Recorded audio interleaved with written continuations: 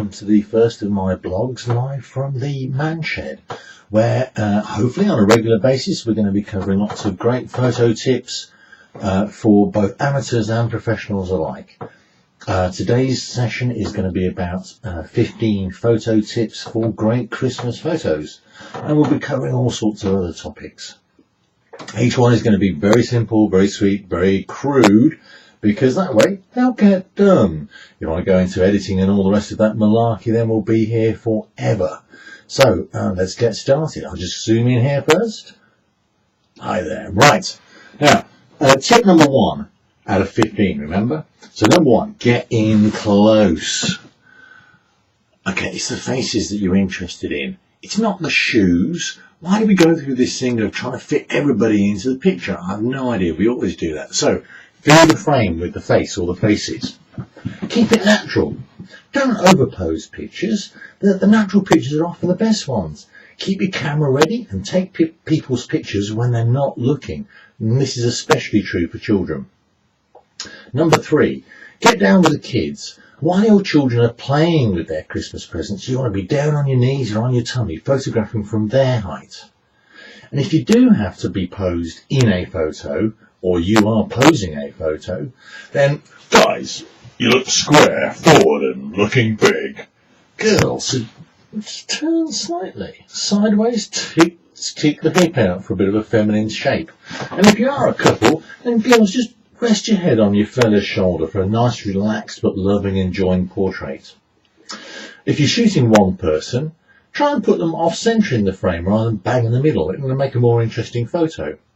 And if you're shooting a couple, make sure that your camera is not focusing down the gap in the middle of the picture rather than focusing on them. It's a great way of getting out of focus pictures. If you're shooting 3 or more people, then try and arrange the heads in a triangle. And if you've got more than that, then try and arrange the heads maybe in a circle. It just makes for a better composition and keeps the eye within the frame of the picture. Now, lots of people take pictures at parties. So try and keep the drinks out of shot, all those empty, half-empty glasses. They look really messy and do really many a good photo. Flash. Now, if you can, try and shoot without flash. You'll get much nicer pictures. Lots of cameras now, particularly the new digital cameras, they can shoot in really quite dark places without flash, and the images will look so much more natural. If you do have to use flash, see if your camera's got a night mode. This will make sure that your subject is properly lit, but it will also show the background as well, stopping you having those really sort of dark backgrounds you get with flash photos. And often the backgrounds themselves are interesting, and they let you remember where you were when the picture was taken.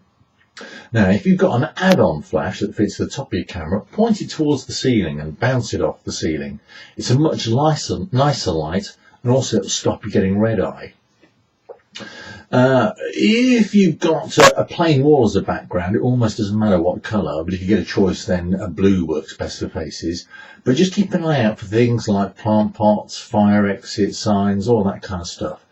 Don't stand the subject right up against the wall either. Just kind of bring them out a little bit. See how it makes that shadow behind me look softer and more natural? Also, the final tip, when you take your first photo, immediately take a second. Because after that first photo, people relax, they calm down. That second photo immediately after captures them in that relaxed mode. Now, this has all come from an article that I first wrote for The Guardian last Christmas, but I thought it was worth repeating. You can find the full text for this one on the blog at filmphotoacademy.com, where there is loads of other stuff about photo tips, photo advice, modelling, all sorts of stuff. So that's filmphotoacademy.com. I got told, yes, got to do the obligatory joke. Now, okay, so first of all, let me explain the obligatory jokes.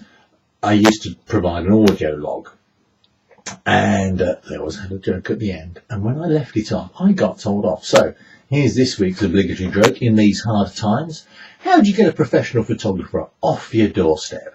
You pay him for the pizza. Okay, good night. See you next time.